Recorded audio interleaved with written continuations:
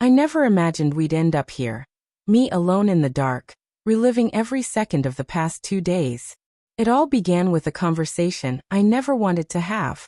A few days before the party, she brought it up so casually it felt unreal. "There's this swinger party next weekend," she said, her tone light curious. "I'm thinking about going." I froze. "What?" I asked, trying to keep my voice from shaking. She just shrugged. "I thought it might be fun. Something different. You don't have to come." I inhaled deeply, trying to stay calm. I'm not okay with that. It's not about being jealous or controlling. It's about what we promised each other. It's about respect. She rolled her eyes. "You don't trust me.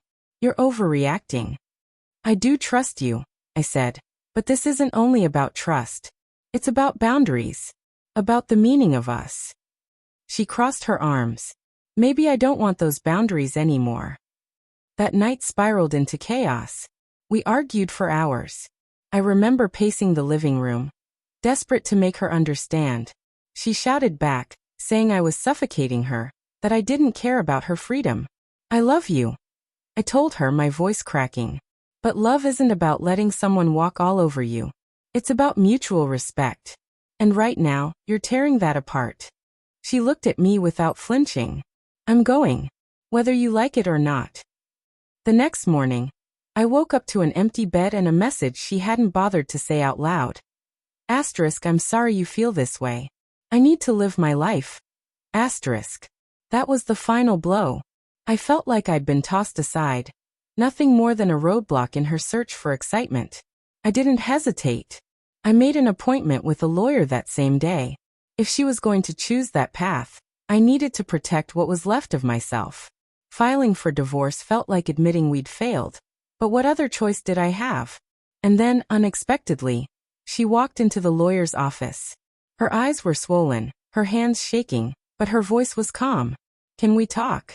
I didn't know whether to be angry or relieved. "You're too late," I said flatly.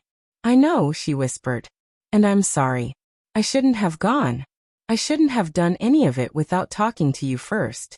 I studied her face, looking for signs of sincerity, or fear of losing something she thought she'd always have.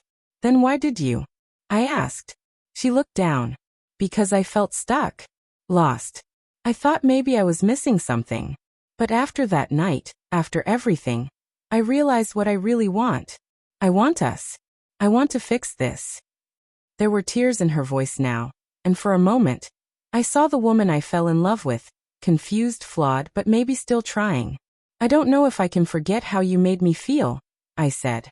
"I'm not asking for forgiveness right now," she replied. "I'm asking for a chance to rebuild it. I'll earn your trust back, whatever it takes." She reached for my hand, and I let her take it. But I didn't let my guard down. The hardest part for me isn't the party. It's how little my feelings seem to matter. It's the disrespect. That's what cut the deepest.